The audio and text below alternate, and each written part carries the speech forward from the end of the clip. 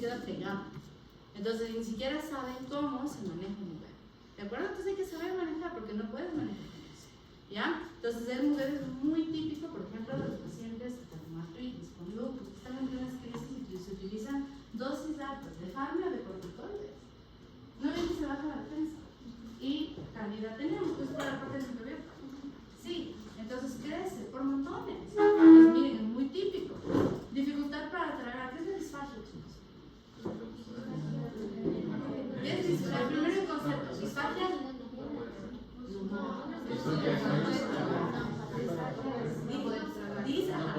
Sería un problema de deglución. ¿Ya? Entonces yo les voy adelantando. La disfagia es histerofaringe esofágica. Pues tenemos una disfagia que es que no puedes tragar literal como un SB, o sea que tengas un infarto y el paciente le metes y le cae por aquí. No puede jamás tragar, no puedes meterle, se asfixia, le va a dar una neumonía por aspiración, ¿ya? Y hay las disfagias, en cambio que son esofágicas, que se quedan, el paciente dice se queda aquí. Por ejemplo, los pacientes de cáncer de esófago o las posbulimias, ¿ya? Y se queda aquí y te dicen, no pasa. Entonces son las estenosis esofágicas. Esas son disfagias. También tienen bulimia. Porque la bulimia se va lastimando y después va a tener un proceso de cicatrización, que es postbulimia. ¿Ya? Entonces es muy común, por ejemplo, las disfagias esofágicas. ¿Ya? O por ejemplo, varios intentos autolíticos. Pacientes que sobreviven al intento de suicidio, pero se quedan quemados por completo todo el suicidio. Eso es súper común. ¿Ya? Entonces, ven, hay muchas causas. Náusea, vómito en cualquiera de los tratamientos, incluyendo los de SIDA. SIDA, no puede VIH. Incapacidad motora, que hablamos de memoria. Por si acaso, la demencia, chicos, ¿qué es la demencia?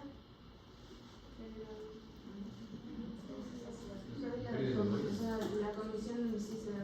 Ajá, o sea, la demencia no tienes como un síndrome, ¿de acuerdo? Y encierra varios.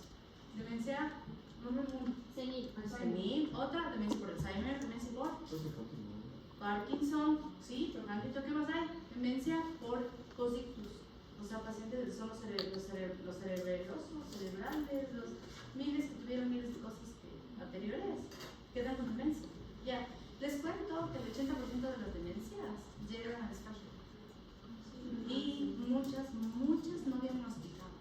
Sí, por ejemplo, yo a veces cuando tengo pacientes intubados y veo el viejito, nos fregamos, porque yo sé que el rato que se extuba y salimos es el disfagia fija. ¿Por qué? Porque son pacientes que no fueron diagnosticados. Por ejemplo, cuando me llegan los pacientes de los ancianatos y estaban ahí, entonces es que no fueron diagnosticadas las disfagias y a veces te dice familiar, no, sí comía, no, es que no estaba diagnosticado. O sea, comía, tosía y no se daban cuenta que era disfagias. Ya, entonces solo acuérdense que yo eso es lo que se va al pulmón también. Eso es la aspiración por disfagia. ¿Ya? Entonces, ven, disnea, o sea, el hecho de que te cueste respirar va a dejar de comer, y un episodio de ayuno. Y este es uno que ya vamos a conversar bastante con ustedes, y ese es si ya, cuando ustedes se van con esto ya ganamos full. Los estudios y cirugías, la suspensión de dieta, y esto nosotros tenemos que ver a los médicos qué manera. Vamos a hacer tomografía, suspende la dieta. Que vamos a sacarle la glucosa, suspende la dieta.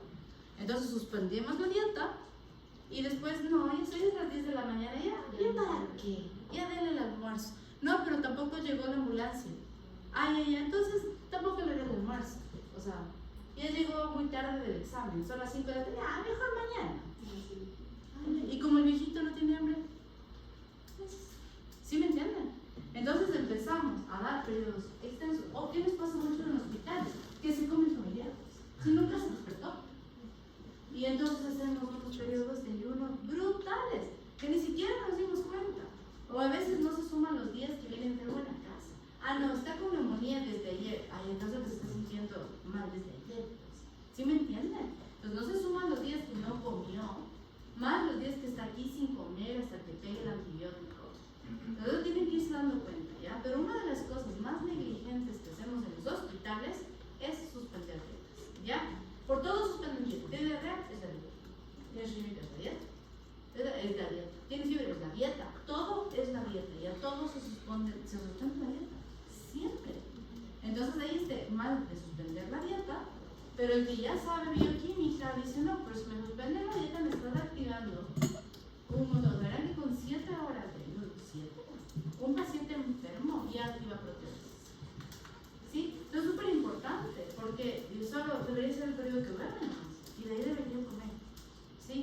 cuando ya este viejito te bota la bandeja y no quiere comer, metan sonda.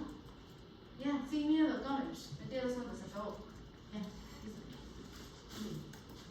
Por ejemplo, si tiene un problema en el intestino y todo el tiempo va al hospital, y por ejemplo, a él le tienen en periodos de ayuno súper grandes cuando le dan las instrucciones, que tienen en periodos de ayuno de más de 7 horas, por ejemplo, le dan la noche y no le dan de comer hasta la noche del día siguiente, o a veces incluso hasta más, o sea, 2 días. Depende mucho del estado nutricional del que ingresa. Ahorita les voy a enseñar mensajes. Ya te lo enseño.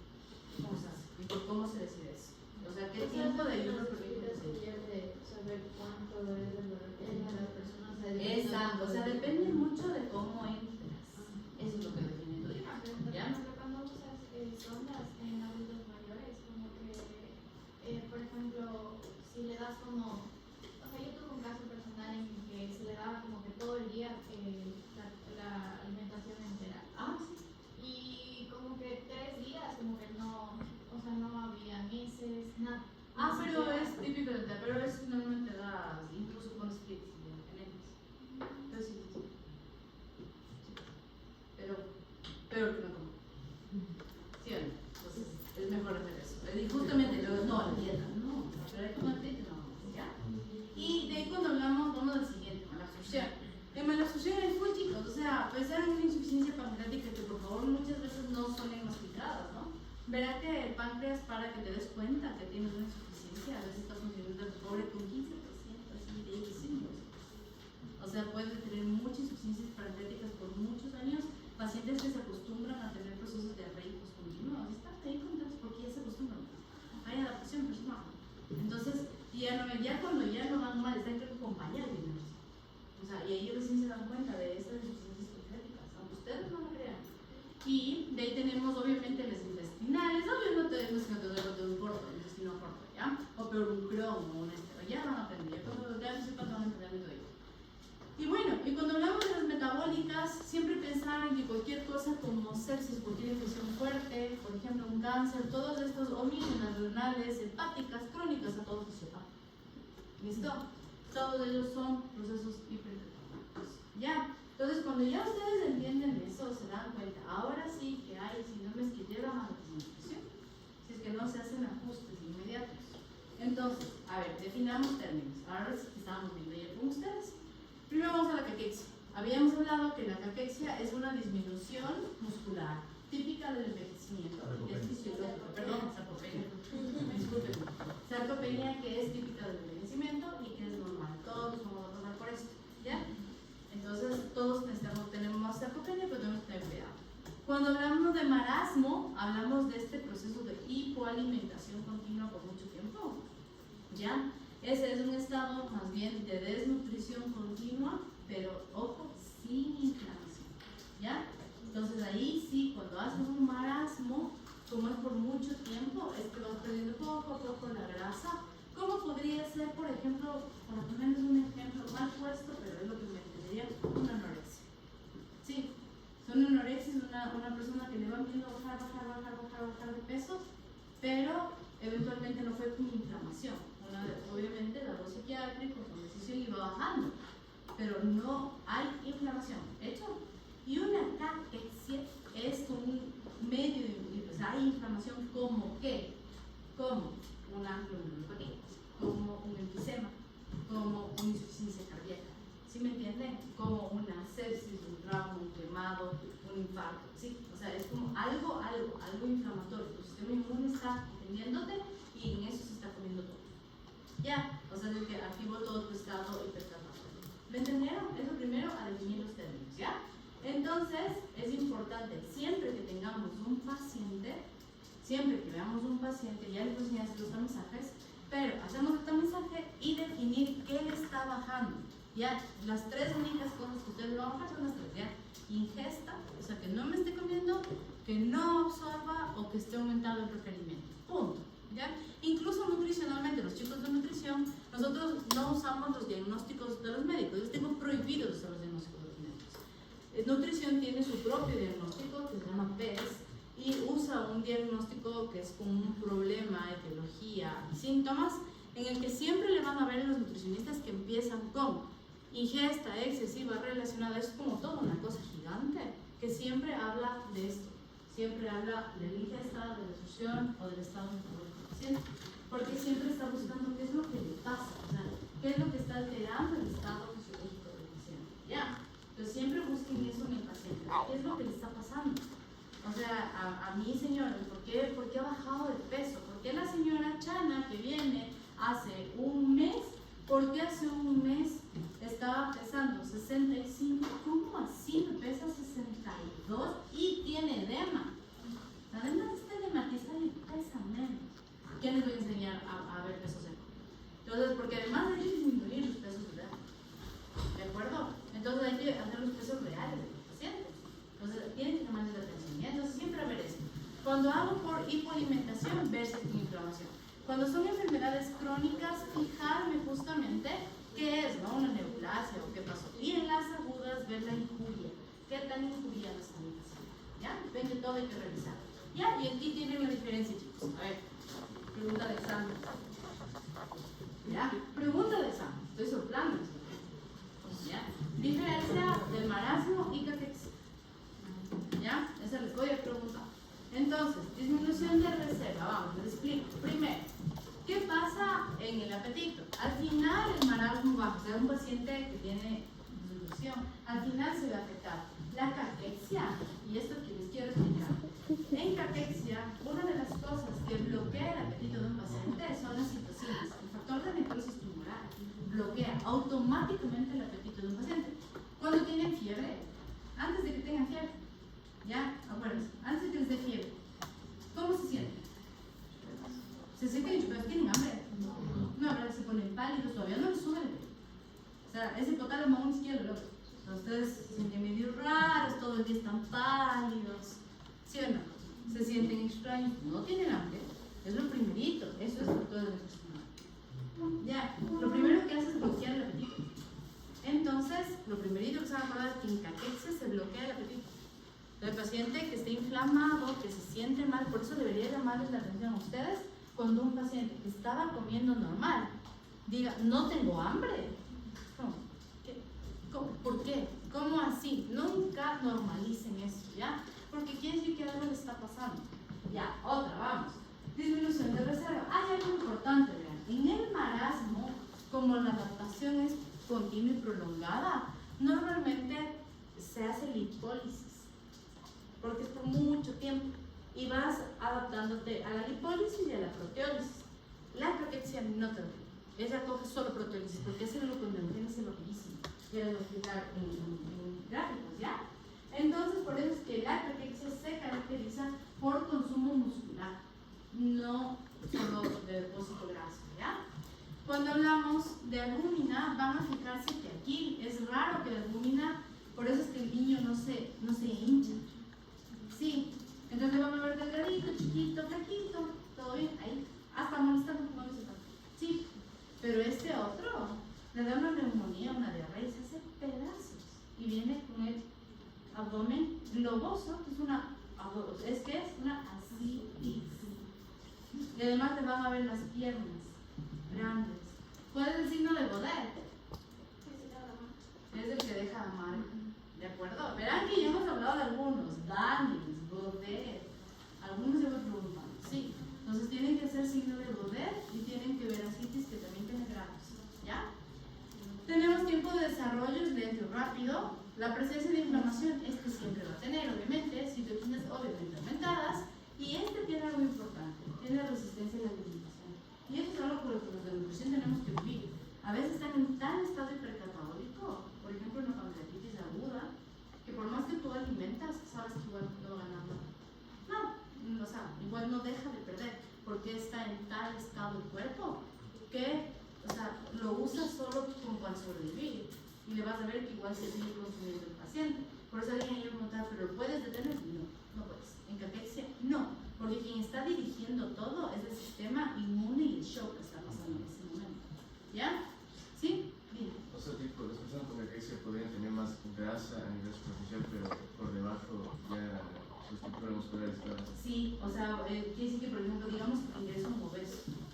Ya te damos que ingresa un obeso, el típico.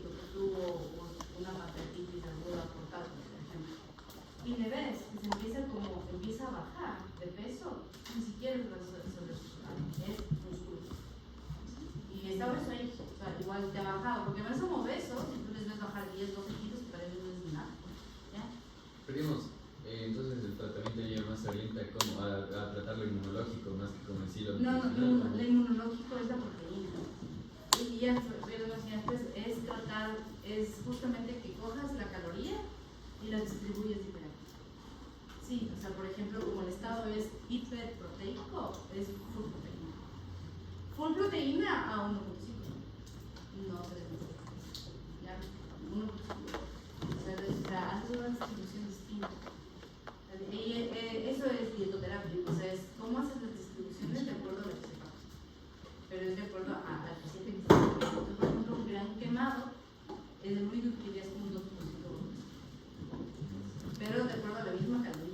Ya que ya les mencioné distribución, ¿ya? Entonces, ven, normalmente ya, porque se den cuenta, entonces siempre voy a tratar de hacer un diagnóstico adecuado de la desnutrición. Así que no sirve solo decir desnutrido, no desnutrido y MC. Nada, para nada, por Dios. Hay que ver siempre qué necesita, porque además necesito ver, no es que la realimentación va a evitar que pase, ¿sí? Pero al menos evita que continúe la proteólisis, ¿sí? O sea, lo que yo, el objetivo nutricional, nosotros se llama balance nitrogenado, o sea, nosotros vemos por nitrógeno, calculamos cuánto nitrógeno pierde el paciente. Y nuestro objetivo es balance cero, o sea, que deje de perder, eso es todo. Ya, no queremos ganar, o sea, yo no voy a sacarle poder cero al paciente, estemos, ya, solo quiero que deje de perder, para que deje de desarmar los neurotransmisores y los hormonas, es lo único que quiero hacer, ¿ya? Eso quiero que me entiendan. Entonces, ¿qué necesitamos hacer para eso? Primero, chicos, enterarme que existe la desnutrición, ¿ya? Enterarme de eso, o sea, saber, algo que quiero que se graben es que el que no sabe, no busca, ¿de acuerdo? Entonces, cuando no buscamos es porque no supimos, no leímos el capítulo, así de simple fue eso, ¿ya? Entonces, hay que identificar. Primero, necesito darme cuenta precozmente de la desnutrición. No esperen a que el paciente le dé neumonía por la desnutrición. No esperen que le pase eso. Entonces, primero tengo que fijarme cuando el paciente esté con disminución sostenida. O sea, nunca dejen pasar hipoalimentaciones, jamás, ¿ya? La otra es ver signos de alteración funcional. No esperen a que el cabello se levante, por favor, no. Esos son los últimos signos de vitaminosis que ya hace rara vez en un libro, ¿está? Sí, no piensen que va a venir hipertiroidismo, o sea, no, por favor. Hay otras cosas más rápidas para poder definir, ¿ya? Por eso les voy a viene una enseñanza de las curvas. Es como aquí en la curva hace rato les dijeron que estaba en nutrición y todos los médicos, nosotros hemos hecho hidratos. Que todas las mamás decían, sí, pero el doctor me dijo, vine un año entero y me dijo que estaba bien. Es como, no, porque no hizo las otras dos curvas. Entonces se hubiera fijado hace rato que este niño estaba desnutrido. Hace rato. Entonces hay que ser bien, ¿de acuerdo? Entonces cuando no se tamiza, ahí es cuando se hacen las cosas, ¿ya? Y hay otros métodos de screening. Entonces fíjense que el porcentaje de pérdida. O sea, más o menos para que ustedes se den cuenta. Entonces, ¿cuánto de pérdida corporal se está asumiendo? O sea, si ustedes tienen un porcentaje de pérdida de peso, ¿cuánto tiene su porcentaje? 10, ya. 10 está perdiendo más o menos de 15.2 a 20.8 de proteína corporal. Para eso sirve el porcentaje de pérdida de peso. Sí. ¿Ya? Entonces ustedes sacan el porcentaje de pérdida de peso y pueden más o menos asumir cuánto pierden. ¿Con cuánto les dije que aumentaba la mortalidad? Con 30 a 40. Con 30 a 40, o sea, quiere decir que un paciente que les está perdiendo más o menos 25% de su peso ya está en mortalidad. Sí, independientemente de si es pseudomonas, tiroxilo, dialogado del peso, todos los ricos, no importa. El hecho de esa pérdida de peso acelerada. Les quiero decir una cosa, por ejemplo, el concepto de desnutrición, por ejemplo, se puede dar a un obeso que ha perdido mucho peso, o sea, aceleradamente en un mes o 2 meses. Ese paciente obeso, por ejemplo, ingresó, yo he visto muchísimos, que ingresan cirugía por sobre todo las identificaciones abdominales y pierden a veces 40 kilos, 50 kilos en 2 meses. Eso, incluso así se siga en IMC de obesidad o no, es desnutrición. Sí.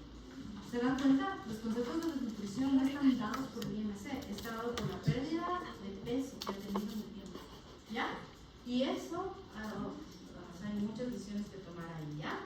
Entonces, la disminución de la proteína en los pacientes, como ustedes se pueden dar cuenta, es justamente, o sea, el hecho de que baje la proteína es lo que lleva a falta de intolerante. Entonces, es lo que te va a llevar. Y a veces, yo, o sea, me he dado cuenta, a veces escucho a los doctores cuando vamos de visita, y dicen justamente, no, pero, o sea, no sé por qué se le fue la sutura. Y ellos, porque está desnutrido, o sea, no tienen que pegar. O sea, hay eso, ¿ya? ¿Por qué le pegaste? Y además a veces son cirugías selectivas. O sea, ¿por qué hiciste esa hernia? ¿Por qué hicieron eso? ¿Por qué no lo nutrieron primero? O sea, si lo hubieran hecho un poco, si lo hubieran preparado mejor, hubieran hecho un mejor depósito, sí hubiera tenido mejor proteína. ¿De acuerdo? Entonces, ¿se dan cuenta? Entonces, siempre, primero, el hecho de no tener buena proteína hace que falle tu sistema inmunológico, por lo tanto te defendiste mal. Cada neumonía, ¿de acuerdo? O sea, y a veces, como que la mayoría de médicos no lo unimos. Y dice, ay, no entiendo, pero ¿por qué te dio neumonía? Y el pobre paciente sin nada de músculo intercostal. Es que no puede toser. Pero porque así como está tu pierna, y tienes una pierna de este vuelo, así mismo están los intercostales. ¿Sí me entienden? Es como que no lo relacionan, no unen la parte nutricional con el resto. Y eso es súper mal. Hay este proceso de cicatrización que no pasa y por eso hay una gran incidencia de heridas, fístulas, o sea, hay un montón de heridas que se infectan y llegan a nutricional. Era solo cuestión de mejorar la parte nutricional. Y obviamente, y ahora yo le... por ejemplo, las escaras. ¿Qué es una escara? ¿Qué es una Como escara? se forman cuando Ya, y más bonito, no son huecos. O sea, no son huecos, son huecos. Ajá, entonces, ¿cómo se da? Son normalmente las úlceras de presión, ¿ya? Se llama, a ver, todo, úlcera de presión. ¿Cómo son las úlceras de presión? Cuando un paciente está desnutrido, sí, sobre todo si estamos desnutridos o también en los pacientes obesos. En la malnutrición, cuando un paciente está hospitalizado y tiene en las prominencias óseas que están todo el tiempo contra una superficie, empieza a cambiar el lecho vascular y se empieza a lacerar por completo, ¿de acuerdo? Entonces empieza la UPP, se llama UPP, ¿de acuerdo? Así que vamos a los enfermeros, UPPs. Entonces las UPPs normalmente son un dolor de cabeza porque un paciente puede quedarse con una UPP 2-3 meses tranquilamente. Yo he visto UPPs tan severas, sobre todo a nivel sacro, que es la peor, que normalmente incluso hay que hacer colostomía, cerrar en la parte de ano, ¿para qué? Para que ya no se sigan entrando con esas y se hace cirugía plástica para hacer injertos, ¿de acuerdo? O sea, para que vean lo duro que es tratar. Entonces es bastante absurdo, porque es como, ay, no, solo bajó de peso y de repente uno te queda 3 meses más de peso, ¿ya? Entonces hay mucha escala. Escala en la forma, a grosso modo, de su UPP, ¿ya? Las úlceras de presión. Y hay bastante, estoy a los hospitales, los UPPs. Y también pasa en la casa bastante.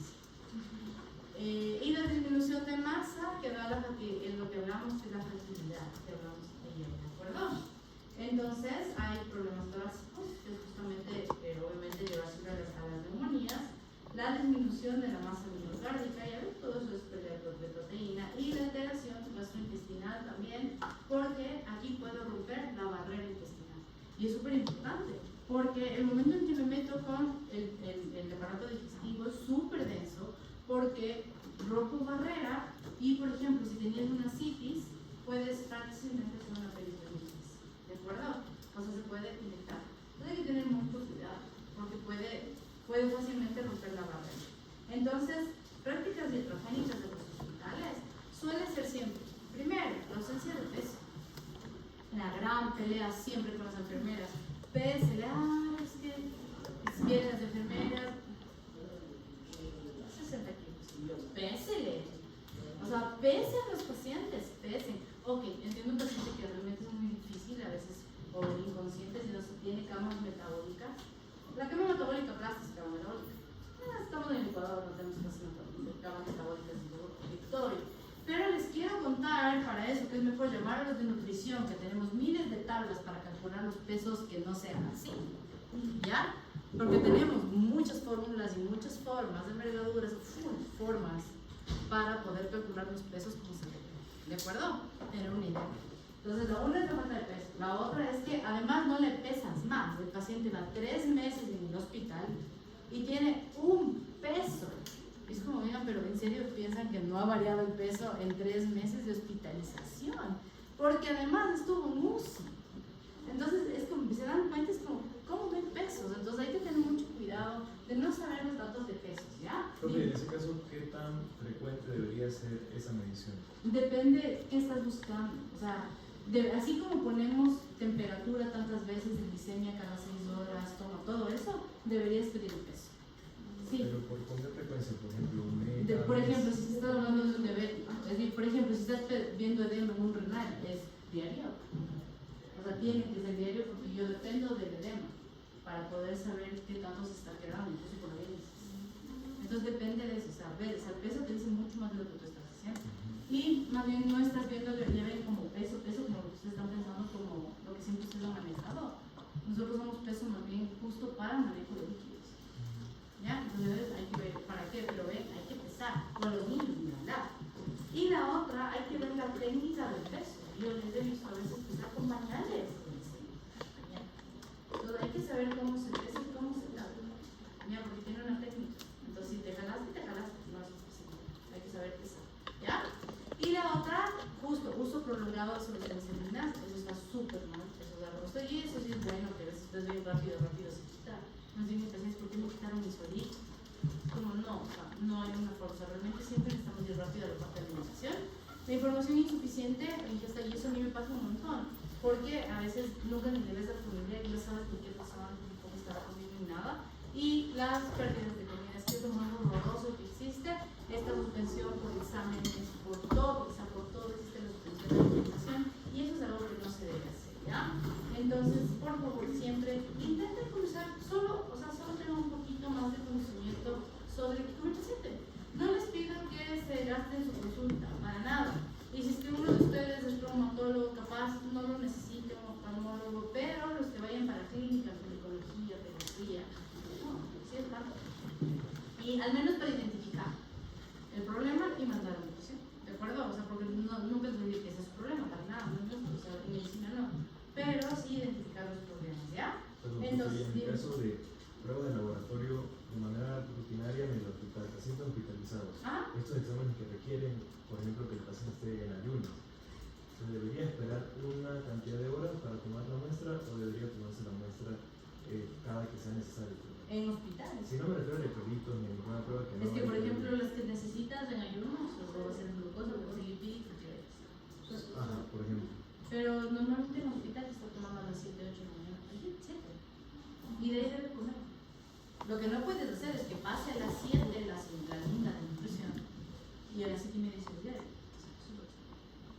Eso es lo que no puede pasar, y que ustedes cuando son internos deben ser como así. O sea, que se quede ahí, come y de ahí se lleva.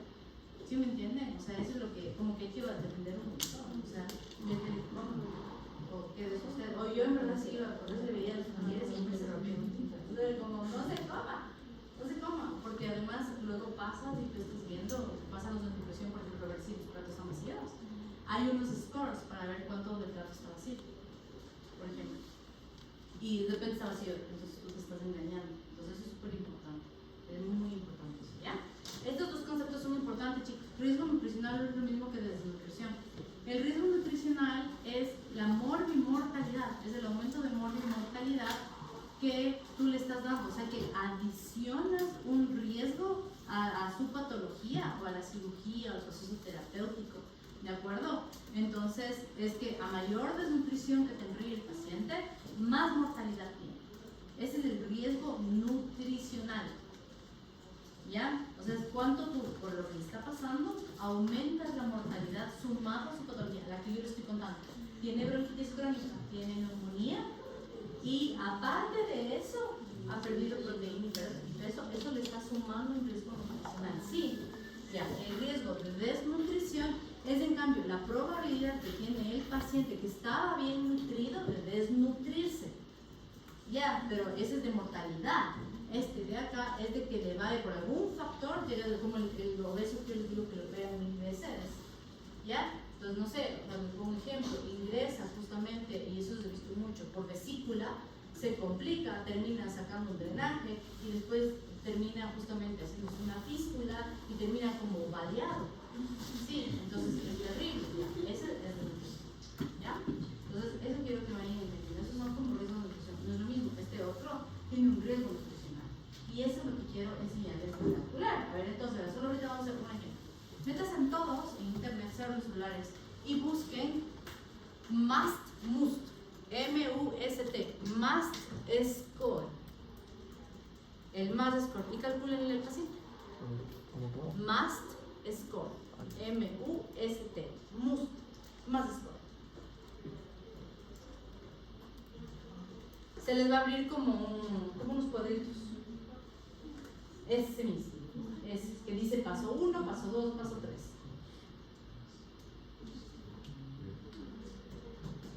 Ya, háganle a nuestro paciente. Deben el número, ¿cuánto tienen el MUST score? ¿Qué es Glasgow? El estado de conciencia. El estado de conciencia, ¿ya? Entonces, ¿saben Glasgow, Daniels, Godet? ¿Ya? Entonces, así mismo manejamos en nutrición. Quiero el MUST score.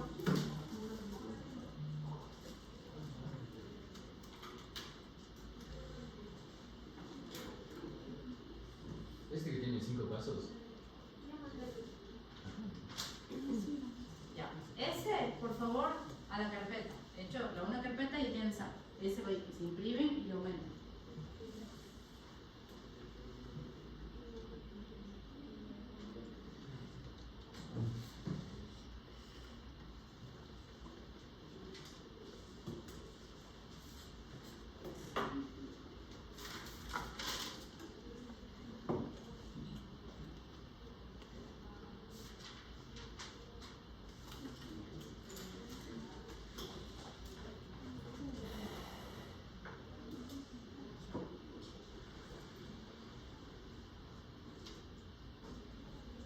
Estuvo fácil.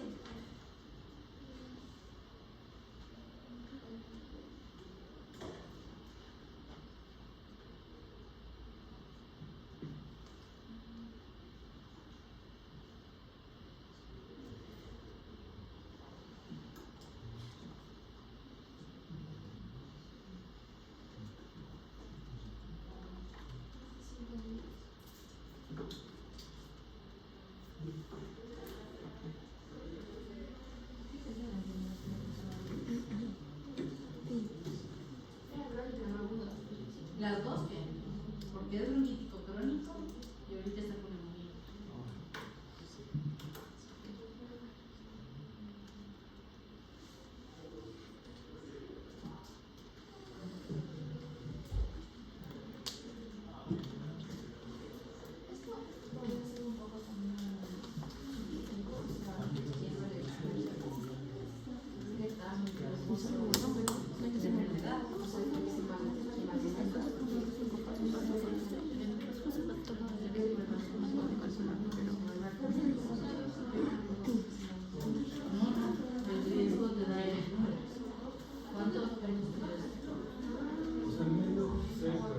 ¿Cuántos números les cuántos dieron? ¿Cuatro o 6? A ver, vamos, demos los números. A ver, el primer paso en IMC, ¿no es cierto? En ese ya tienen 2 puntos. Ya. Después, por pérdida de peso, tienen 2 puntos. Sí, o sea, porque es 10.5 lo que perdió. Entonces, yo tengo 2 puntos. Y en el paso 3 les dice, está muy enfermo, tiene 20 años de bronquitis crónica y tiene ahorita sobreinfectada, ¿verdad? Entonces son 2 puntos, tiene 6 ya. De ahí se van al paso 4 y les dice que cualquiera que tenga más de 2 es un riesgo. Sí. Ya. Exacto, eso es riesgo nutricional. ¿Ya? Entonces, cuando tú haces el MUST score, ese es el MUST score. Ahora, ¿sí me entendieron, verdad? Este MUST score les permite a ustedes hacer esto. Eso sí son, digamos que estén en un hospital, ¿ya? En un hospital, no sé dónde vayan a ser los internados, pero, por ejemplo, los internados en los hospitales públicos son alas de 30, de 50 o de 60 pacientes. ¿Ya? Entonces es como, entre todos estos, no es que voy a llamarle a la nutrición a creadores, ¿sí? Pero habrá unos que sí me llaman la atención, ahí se hace más.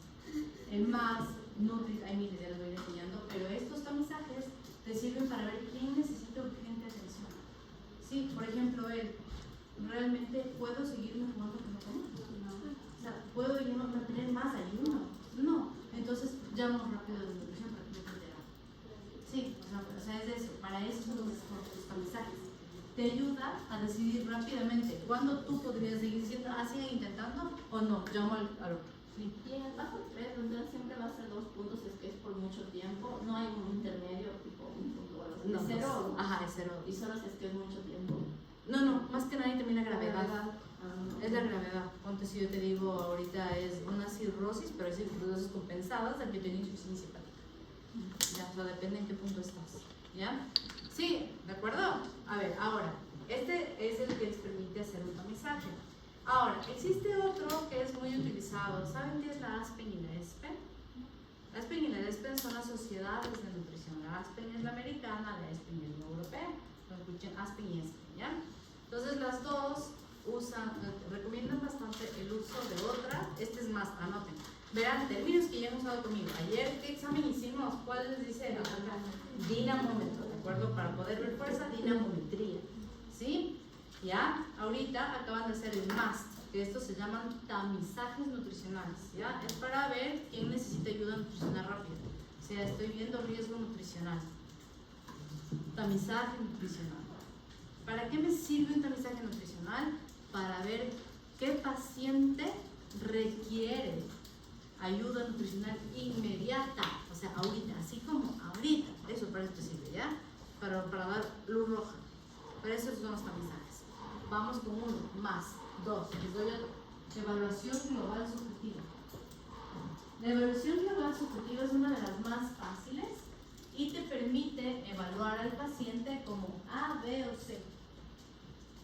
¿Ya? Entonces, ¿qué evaluación global subjetiva tiene A, B o C? A es el paciente que está bien. Por ejemplo, solo escuchen. A ver, A, paciente bien. B es un paciente que tiene una enfermedad crónica, de acuerdo que sí está con enfermedad crónica, pero no pasa por algo grave en este momento. Y C es el paciente que tiene enfermedad crónica, que no ha tenido buena ingesta en el último tiempo y que ha tenido disminución de peso. Mira más. ¿Sí? ¿Me entienden? El C es el paciente que tiene enfermedad crónica con pérdida de ingesta y pérdida de peso. ¿Sí? Y el B está entre los dos. Entonces yo les digo, les cuento lo que a mí me pasa. Me llaman y me dicen, Doc, tenemos una interconsulta. ¿Me puede dar haciendo la dieta de un paciente? Y yo, ya, ¿cuál? Paciente de 58 años, ya.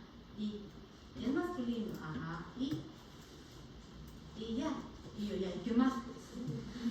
¿Qué más? ¿Qué tengo que saber? Entonces, claro, ahí es cuando sufren los residentes. Y ¿qué más? ¿Qué? Y dice, ¿qué quiere? Le digo, a ver, o sea, podrías decirme qué tiene.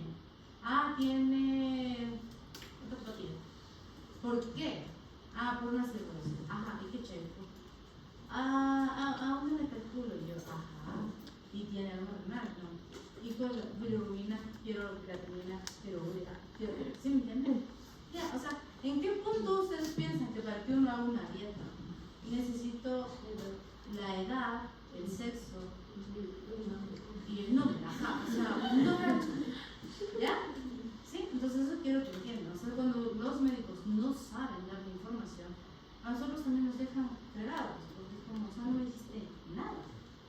Entonces yo llego al pase y les digo, o sea, no sabes nada, no has hecho ningún score, no sabes Charpy, no es score nutricional, no sabes Charpy, no sabes Glasgow, no sabes Apaches, no sabes nada. ¿Ven lo que usamos para nutrición? O sea, lo mismo que usamos nosotros, pero yo lo que hago es nutrición. ¿Sí me entienden? O sea, y es un poco para que entiendan, no es ni más ni menos. O sea, yo como les digo a mis mismos colegas, yo no te muevo el ventilador, yo no te ando metiendo el dedo en el ventilador, entonces tú no metas el dedo en la pared. O sea, sería muy duro. ¿Sí? Porque no sabes. Como no sabes, no porque lo haces mal. Entonces es súper importante porque cuando no manejas todo el resto y no sabes, para que ustedes se vayan dando cuenta de todo lo que uno pregunta, para poder pensar, Dios mío, ¿qué parte metabólica está haciendo el paciente? ¿Qué está pasando? Para saber qué suplemento te puedo meter adecuadamente. ¿Ya? Entonces, tienen que hacer eso. Por ejemplo, la evaluación global subjetiva te dice mucho. Si tú me dices, a ver, Doc, le estoy pasando un paciente, evaluación global subjetiva, tiene Parkinson. Entonces, ¿por qué es un paciente? ¿Qué pasó? Andaba caminando por la calle y le pisó un trailer, pero estaba bien. Sí, o sea, ¿qué quiere decir un A? Era un paciente bien, o sea, estaba normopeso, con musculito, estaba perfecto. Es una, sí, o sea, estaba muy grave, es verdad, ¿ya? Pero estaba bien nutrido. Como estaba bien nutrido, sus depósitos le dan para aguantar. Un paciente bien nutrido, ¿cuánto les dije que les podía dar el ácido graso, o sea, su subcutáneo? Un mes, no le tendré un mes. ¿Por qué? Porque está aplastado, entonces. O sea, puede llegar a la crisis. ¿De acuerdo? Una semana. Sí, puedo esperar. Más o menos 7 días. ¿Sí? ¿Por qué les digo eso? Porque, ya les voy a explicar un ratito, pero hay una fase en la que no podemos dar de comer jamás. Ya les explico por qué. ¿Ya? Entonces, ya ven, o sea, tengo que esperar. Si es un A, yo le digo, todo bien. A ver, voy el viernes.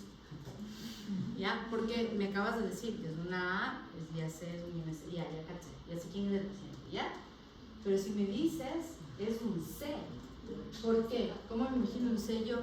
Miércoles, o sea, es una cirrosis descompensada que le dio neumonía, venía bajando de peso, o sea, no tenía reserva, está hecho, ya voy. Sí, porque necesito un nutriente, por donde sea, o sea, literal, por donde entre.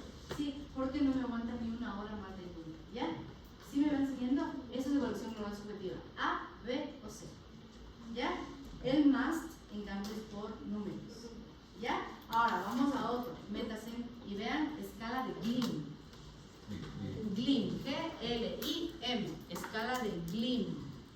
Este es el nuevo hit de la ESPEN. Espérame, ¿sabes qué? Yo tengo le pasó a mí.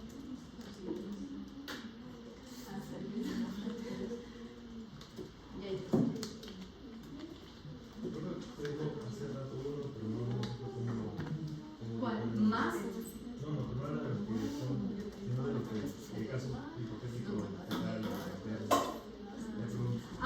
Esa es la escala de Child.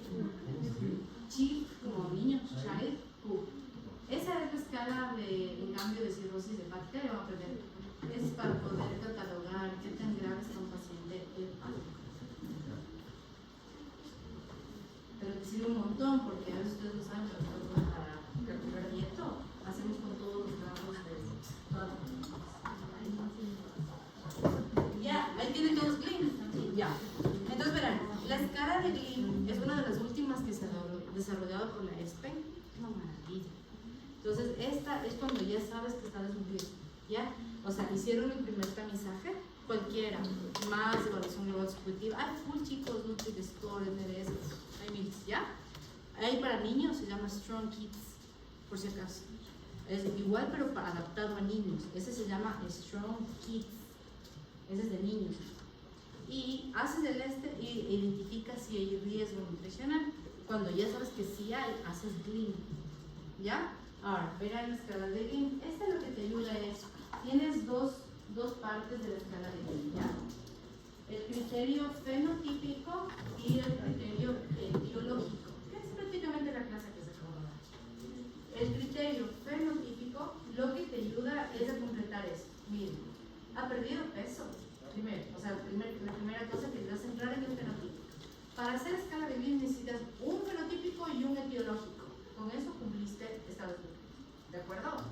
O sea, ustedes es como para que digan, por Dios, ya no es nutrición. Ya, esto es nutrición. Ya, pues verán, más de 5% en 6 meses o 10 de 6 meses, como ya su paciente. ¿Ya? La otra, IMC. Y aquí sí, miren, ¿por qué me gusta Gleam? Menos de 20, 70 años, ¿verdad? Y les ponen menos de 22, ahí ya les pone Gleam. Ok, por favor, olvídense, pacientes geriátricos, nunca usen el 18.5 de IMC, que ustedes se memorizan, para los pacientes geriátricos. Ellos son con 22. O sea, les queremos un poquito más gorditos que el resto de pacientes. ¿Sí? Entonces, ellos con 22. En cambio, sí saben que los del Asia es otro corte. Asiáticos de otro corte, ustedes lo saben. Todos los asiáticos de otro corte tienen otra composición, por favor. Entonces, por favor, las mujeres asiáticas llegan a riesgo cardiovascular, entonces más bajos. Hay que tener en cuenta por favor eso, ¿ya? Ya. Masa muscular depende de la composición corporal que estén haciendo, ¿ya? Si es que la tienen. ¿Por qué? ¿Por qué no se tiene mucha composición corporal? Porque cuando el paciente está hospitalizado hay demasiada agua. Entonces ya no te permite hacer la composición corporal. Eso es lo malo, por eso no lo tocamos. ¿Listo? Entonces un criterio fenotípico. Y la otra sería un etiológico, que sería lo que ustedes acaban de ver, que esté comiendo menos, 50% menos de ingesta por una semana, o que exista algo crónico digestivo, que puede ser diarreas, vómitos, o sea, mala absorción de algún tipo, o la enfermedad de Crohn. Y eso te hace criterio. Sí, un fenotípico más un etiológico. Y fueron entendidos.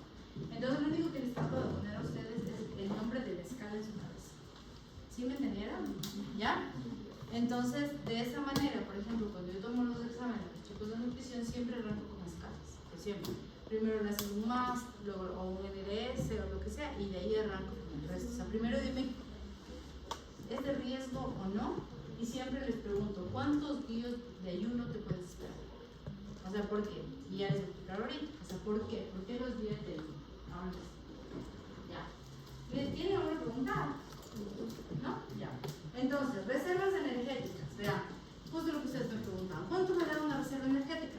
En una persona de 70 kilos, más o menos, yo esperaría que ocupe 1800 kilocalorías, ¿verdad? En reserva energética, más o menos. Entonces, si ustedes se dan cuenta, miren, la grasa, ¿cuánto nos da? En peso, más o menos 15 kilos de 70 kilos, ¿ya? 141.000 kilocalorías. Para días, casi 78 días. Por eso les decía que aguantan muertes de hambre. Sí, ajá, eso es lo que te podría llegar a dar. Proteína metabólica activa. O sea, solo ese PUR que puede servir de músculo es más o menos 22.000, solo 13 días. Y el glucógeno, medio día. No nos va a dar para mucho. Así que no dependamos mucho. Entonces, los días que nosotros tenemos casi son 91. De 70 kilos, ¿sí? Pero de repente yo tengo estas viejitas que llegan pesando 35, 40, ¿ya? Entonces por eso hay que tener fuerza, ¿ya? Entonces llegan pesando eso. A veces, alguna vez tenía una pacientita que me decía, ¿qué palabras me dijo, debemos tener cuidado con lo que deseamos, ¿sí? Toda la vida cuidando mi peso y morir de desnutrición. Y yo les decía, ¿sí? Todos los pacientes a veces cuidan tanto, o sea, hacemos tantas cosas para bajar de peso, horrores, nos tomamos, entonces dietas, hacemos tantas cosas y no nos fijamos que el rato que te dio una enfermedad, no hay piedad. De hecho, o sea, no hay piedad y hay que tener mucho cuidado. Entonces, por eso es a veces mejor mantener a los pacientes con pesos normales y a veces incluso saber identificar TCAs, ¿ya? Y saber cuando hay trastornos de alimentación, que hay bastante aquí, ¿ya? Entonces, bueno, nosotros usamos bastante para todo la proteína y usamos el gramo de nitrógeno, pero bueno, quiero explicarles esto y les voy a dar las diferencias, ¿ya? Verán, condiciones hay de este paciente de 70 kilos. Si un paciente está en 24 horas de ayuno, que ya medio les empecé a explicar, quiero solo explicarles qué pasa cuando ayunas. Entonces, cuando ayuna un paciente común y corriente, lo que vamos a hacer es esto. Ya les voy para allá. Voy a buscar hasta encontrar. Verán, digamos que ustedes hacen ayuno de 24 horas, ¿ya? Lo primero que van a hacer es que siempre que existe eso, van a hacer proteólisis, ¿ya? Y la proteólisis, miren que hay un consumo de 75 gramos de proteína. Eso es lo que haría tu cuerpo. No puede hacer esta adaptación de otra manera. Y es por nitrógeno, que, o sea, no les puedo meterles de ahí porque no quiero confundirles más, pero más o menos eso es como la adaptación que podría intentar para lograr justamente una adaptación de glucosa, que es lo que requiere un paciente. Es un paciente, es una persona común y corriente, ¿ya? Ya les voy a indicar lo que es un paciente imperial. Hace un ratito vimos con ustedes lo que era marasmo versus caquexia, ¿verdad? Ahora les quiero indicar qué pasa con un ayuno común y corriente versus un ayuno con injuria, ¿sí? Si yo ayuno, o sea, digamos que ustedes ahorita se me va a matar. Ya, hablemos de un ayuno común y corriente. Primero, que el gasto energético en reposo va a disminuir, que es lo que la gente conoce como el efecto rebote. ¿Ya? ¿Qué pasa en el efecto rebote? Alguien explique. Les acabo de decir, pues, ¿por qué la gente sube de peso? Porque puede poner como el estrés, entonces como guarda la reserva. ¿Qué hizo el cuerpo mientras hacía dieta? Reduce Las reservas. No, eso pensaríamos todos y por lo que esté peso, ¿sí? Pero ¿qué más hizo, además de comerse las reservas? ¿Qué hizo con la tasa metabólica? Disminuyó. O sea, tú no quieres comer, todo bien, yo no voy a gastar, ¿sí o no? Baja la tasa metabólica, ¿sí? Y cuando tú empieces a comer, yo voy a quedar aquí quietito porque luego vas a decir que no vas a comer. Sí, no sube.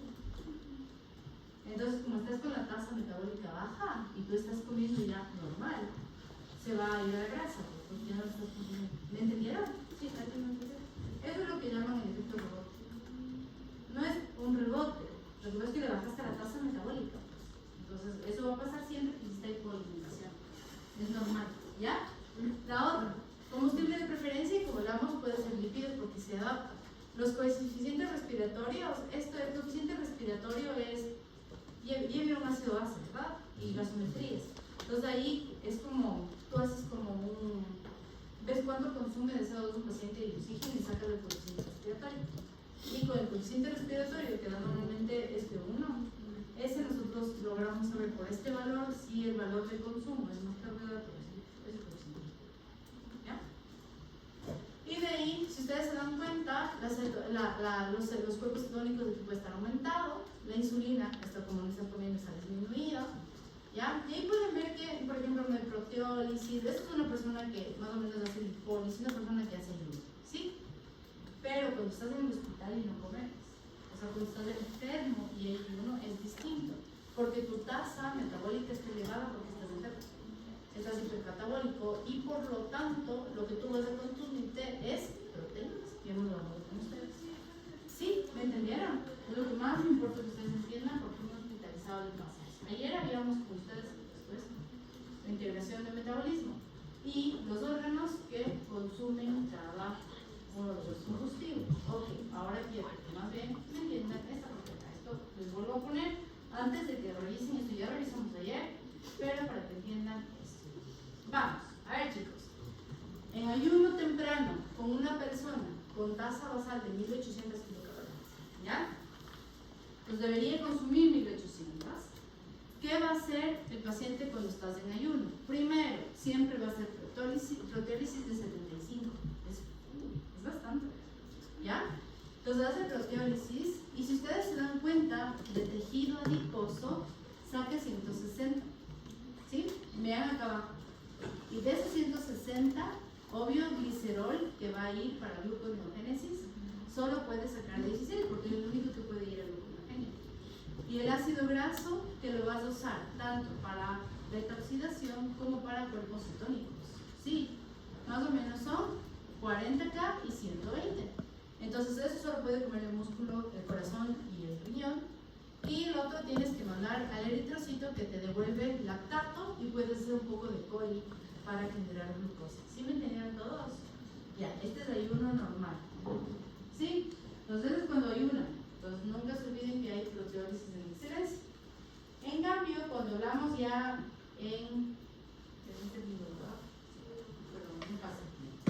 cuando hablamos en ayuno prolongado, o sea, ¿qué pasa cuando continúas ayunando? Miren esta diferencia.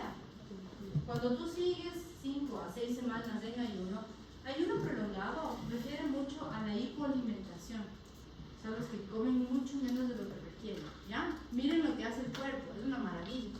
¿Cuánto está ahora de tasa basal? ¿Qué hizo?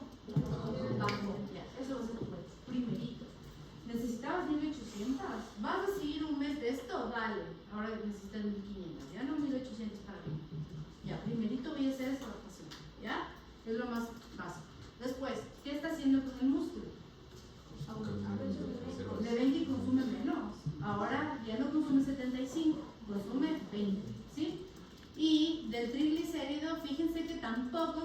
más, ¿cuánto está consumiendo de triglicéridos?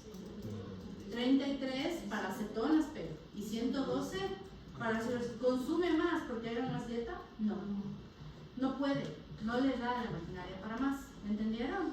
Igual hace esto y lo que está haciendo es seguir con el mismo cuerpo cetónico, lactato, lo mismo, está haciendo lo mismo. Lo único que está adaptándole es al cuerpo cetónico del sistema. ¿Y qué más hizo? Está metiéndole al riñón para que también haga glucosa. ¿Ya? ¿Y el glicerol sigue utilizando lo mismo? Siempre este glicerol siempre sirve para lo mismo. Ajá, es la maravilla del glicerol. ¿Me entendieron? Ya. Ok, veamos paciente en injuria. O sea, un paciente enfermo, ¿qué pasa? Miren, paciente traumatizado, pasado el carro. ¿Ya? Es el mismo paciente de 70 kilos. ¿Ya? Entonces, fíjese, paciente traumatizado, en 24 horas, ¿cuánto consume? Ya, eso es lo que hace. Ya, ¿y cuánto de músculo se come por día? Ya, eso es. Sí, eso se llama estado hipermetabólico, hipercatabólico. Ya, entonces consume 250 y ustedes le tienen en el hospital 50. Sí, y no entienden por qué baja de peso o por qué no se para después de 5 días de hospitalización la señora viejita. Y entonces se come 250 y de esos 250 miren que saca gluconeogénesis y de tejido adiposo 170. Saca solo un poquito más, no puede más porque el cuerpo no va a hacer más de eso, porque realmente le sirve mucho más la proteína. Porque acuérdense que cambia fácil la alta cetoglutarado tejido, o cambia la harina, es muy fácil, ¿ya? Entonces, igual, mire que mismo cetonas, el mismo ácido graso y además destina todo a tejido de reparación para poder reparar el daño, ¿ya? Entonces ven, más o menos 180, solo de todos los 40, 180 es de proteína para reparación de cualquier enfermedad, infección, cirugía, quemadura, infarto, de lo que quiera que nosotros estemos hablando, es esto. Entonces, cuando un paciente sufre una injuria o un trauma, que no solo que le pasa el carro, se cae por si acaso, trauma en nutrición significa cualquier cosa, sea pancreatitis, infarto, corazón abierto, todo eso, ¿sí? Entonces, es súper importante entender lo que es una cirugía para un paciente, ¿ya? Les decía hace un ratito por qué no puedo a veces dar de comer. Existen dos fases que van a entender en el shock que a mí nos van a dar, que son la fase heavy y la fase flow. Y la fase heavy y la fase flow a nosotros de nutrición también nos importan mucho, porque entra el paciente, digamos este mismo paciente, ¿ya? Empeora un montón, se hace pedazos. Entonces, ¿cómo sabríamos que se hace pedazos? O sea, porque ahorita, ¿qué le pasó? Póngase en modo paciente. Estaba tosiendo, siempre tenía moco, es una bronquitis crónica, ¿ya? Tenía oxígeno en la casa. De repente le dio fiebre. Le dio fiebre, tosía y tenía mucho moco verde. Dijeron, neumonía, hospitalizar. ¿Qué podría pasar para yo decir empeora? Ok, puede respirar mucho más, tiene una disnea, le falta el aire. Puede ser que necesite más oxígeno. Sí, ¿verdad? O sea, que ya no me sirve, que ya no necesite solo 2 litros, 3 litros, y capaz ya necesita una NIF, una máscara, o necesito intubar. Sí, ok. Entonces, digamos, chicos, que necesito intubar al paciente. Entonces, necesito dormirle, intuban al paciente. Entonces, y además, baja la presión arterial. ¿Qué pasó? ¿Qué pasa si baja la presión? ¿Qué le dio? Bueno, le da hipoperfusión. ¿Eso cómo se llama? Cuando ya tu corazón no logra bombear la cantidad de sangre. Es más un shock. ¿Recuerdan de shock? ¿Sí? ¿Entendieron? Ya. Cuando hay una insuficiencia cardíaca, o sea, pueden ver, tenemos un paciente que está conversando hace 1 hora con nosotros, de repente tiene un shock séptico con foco pulmonar, ¿verdad? Se acaba de chocarse, tiene este bichito hizo de las suyas y se sacó. ¿Y quién hizo el shock? ¿El bichito o nuestro sistema inmune? El sistema inmune, sacó la Avenger y sacó la mano. ¿De acuerdo? O sea, le hecho pedazos de cuerpo. Y lo que pasó fue que bajó la presión. Se me va a subir todo. ¿Verdad? Ya, subió un montón la presión. ¿Qué va a hacer el cuerpo? ¿A dónde va a destinar toda la sangre, lo poco que está llegando Cerebro. al cerebro, ¿cierto? Al sistema nervioso, a la suprarrenal, voy a protegerle a la suprarrenal, voy a mandar un poco al cardio, ¿sí? ¿Verdad? ¿Creen que en esto está el intestino? No. Ya. Voy a dar de comer. Ni loca. ¿Sí me entienden? Por eso también hay que saber cuándo salir. Entonces, no puedes solo entrar como no, pues, no, pero estaba desnutrido, o sea, sorry. Pero, ahorita su cuerpo está en fase E, es fase E, ¿ya? La fase E son los estados de shock, en el cual no hay perfusión, no hay oxígeno, el gasto está súper bajo, la glicemia está ahorita sobreviviendo con glucogenólisis, hay un catabolismo tremendo, pero yo aquí no puedo meter alimentación por ningún lado. No puede haber alimentación, ni por enteral, ni parenteral, ni oral. No puede, porque el rato que le meto, le voy a hacer mucho daño. Porque el pobre está sobreviviendo, ¿sí me entiendes? O sea, el cuerpo está ahorita tratando de dar así sus 3 gotas de sangre al que pueda sobrevivir. ¿Ya? Entonces hay muchos parámetros para los de nutrición para saber cuánto. Y créanme que no es el peso de ¿ya? Nosotros nos acercamos a las máquinas, vemos cuánto es de adrenalina, de dopamina, de vitamina. Claro que les hablo un poco más de mí, que soy de soporte. Sí, soy de soporte metabólico, de esta onda. Entonces, nosotros vemos todo eso para ver, ¿puedo entrar o no puedo entrar? Entonces ahí me toca valorar qué tiempo de ayuno puedo esperar. Entonces digo, este paciente está mal, ese intestino está en hipoperfusión, ¿qué pasaría si me jalo las cuadras y le meto todo? No, se va a quedar ahí y se va a perforar. Sí, o sea, le voy a necrosar el intestino porque hay insuficiencia mesentérica, pues. Porque esa arteria está en otra. ¿Sabe qué es la mesentérica que está? Me vale, está la pobre pálida. Así como le ven a la piel pálida y sin signos de perfusión, igualito está el intestino. Sí, entonces no puedo entrar, ¿ya? Pero digamos que sí, que empezó a mejorar, a bajar la adrenalina, empezó a pegar el antibiótico, el paciente empezó a mejorar un montón. No digo despertar, o sea, el dormido que se, o sea, está mucho mejor, hay mejores signos, ya tiene color rosadito, el piecito ya tiene buen signo de perfusión, ese intestino está mejor, eso se llama fase flow. Ya, entonces la fase flow es la fase en la que aumenta ya la perfusión.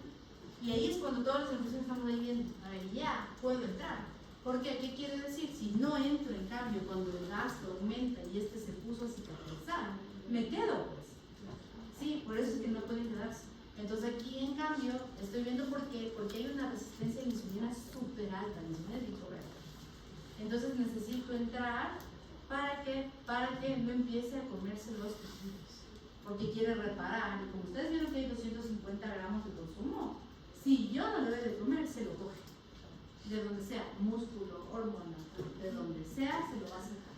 Entonces, o me das o me lo coge. ¿Listo? ¿Sí me entendieron? Entonces, por eso tengo que entrar. Ya ven, todo eso hay que pensar en el nutrición. ¿Sí? Entonces, cuando van a dar de comer en el hospital, hay que pensar todo eso. Entonces, decirles, no, o sea, yo quisiera que el médico de UCI o piense en todo esto, no, o mejor me llama. ¿Verdad? Como yo digo, si mejor me llamas, yo hago esta parte y tú haces la tuya, que es mucho más práctico. Pero si no hiciste ni el tamizaje, como para saber que me tenías que llamar, porque capaz solo era un piecito, así el pobre viejito estaba bajando las caderas, se dobló y además estaba bien nutrido, ¿para qué me llaman? O sea, podías haberle dado dieta, el que les encanta, dieta general, lo que sea, ya darle una de las suyas, necesidad, lo que te gusta, ¿vale? Sí, ¿para qué me llamas? Pero si hubieras hecho un MAST o un Nutri o algo, te hubiera saltado el número y me hubieras dicho, oh por Dios, ven. O sea, era de emergencia el llamado, ¿ya? Porque como yo les digo a los chicos de nutrición, los de nutrición también matan. Porque si te jalaste, no estudiaste y diste de comer en una fase, le necrosaste el intestino. Eso es así, porque no sabías. ¿Ya? ¿Me entendieron? Ya, entonces es nutrición. ¿Ya? Eso es como para que lo vayan a pensar y vayan a ver. Entonces, ¿qué cosas tienen que saber para un poco los exámenes? Tengan más. ¿Ya? les voy a subir un deber, ¿de acuerdo? Tienen 2 deberes, el uno paper que subí, tienen que leer, ¿de hecho? Lean si saquen 3 notas ahí, o sea, de qué es sarcopenia y qué es hiperplexia, que es muy general la clase, ¿ya? Y la otra es, voy a mandarles un caso para que apliquen MNA, es otro, sí, el MNA es en cambio para viejitos, es solo para ellos. Y eso es súper lindo porque el MNA sí toma en cuenta, por ejemplo, la fase depresiva, toma en cuenta la funcionalidad, o sea, es bonito, el MNA se hace, o sea, si algún rato tienen práctica de geriatría o van a ir a asilos, hagan MNAs, es súper bueno, o sea, saber conversar con ellos y hacer MNAs bien hechos, ya eso no es ni nutrición ni fisioterapia, es también de médicos, ya les agradecerá el geriatra que alguna vez voten con ellos. O sea, los MNA son súper buenos. Voy a mandar un ejercicio de MNA, ¿verdad? Que también es nutricional, pero para viejitos. Entonces, Strong Kids niños, MNA viejitos, y los otros son como para todos, ¿verdad? Pero estos dos son muy específicos. Entonces, queda una tarea que queda online más el ahora, ¿qué más necesito? Lunes se dividen en 2 grupos, ¿ok? El laboratorio de nutrición es en Maxwell, está el dragón. Entonces, Maxwell. Les espero al primer grupo, o sea, ya son grandes, y ustedes. Entonces, los primeros 15, porque están 28, así que creo que eran más. Entonces, los primeros 14, no sé cuántos estén. ¿Tienen grupo? Ya. Entonces, los primeros, pónganse de acuerdo, pero números exactos. Los primeros me esperan ahí en la entrada de Maxwell para llevarles, ¿ya? Y vamos a hacer 3 estaciones. La una, les van a enseñar a medir bien cintura y interpretar, ¿ya? Porque eso para ustedes y el peso cardiovascular es súper importante. La otra, les van a hacer bioimpedancia, que vuelvo a insistir, si no se pueden hacer, solo me dicen, no puedo, listo, nada más, ¿ya? Y si quieren hacer eso otro rato, solo me escriben, me avisan y yo les hago. Si alguien de ustedes va a estar por el campus mañana o pasado y quiere adelantar, avisen, porque como toma 2 minutos la máquina, si podríamos tener extra fuera chévere, porque tendríamos adelantado y también nos ayudaría. Así que si quieren adelantarme, escríbanme y yo también puedo decirles a qué hora estás y yo te hago, ya si yo no tengo clase. Entonces sería chévere para poderles adelantar la impedancia. Entonces la impedancia y la otra que les dije es el tallaje de los chiquitos. Ya, entonces ese es el uno. Entonces un grupo va de 2 a 3 y el otro grupo de 3 a 4. Máximo. En cambio, el miércoles, que es aquí, vamos a tener la clase y el taller con Moni, que les va a enseñar curvas de pediatría, ¿de acuerdo? A interpretar y entender bebés, cómo se hace bebés. Y ya. Y en cambio, el martes sí va a haber clase, pero eso es con interpretación bien de IMCs. O sea, tanto lo que es antropometría, pero interpretación y evaluación. Perdón, el lunes no hay clase. Sí, hay clase, pero tienen que estar separados. Es laboratorio. Ya, pero voy a llevarles al laboratorio de nutrición. Pero es todos a la hora de la clase. No, un grupo va de 2 a 3 y el otro de 3 a 4, ¿ya? Para que no estén todos ahí metidos. Ya, entonces si es que alguien puede, me escriben nomás para podernos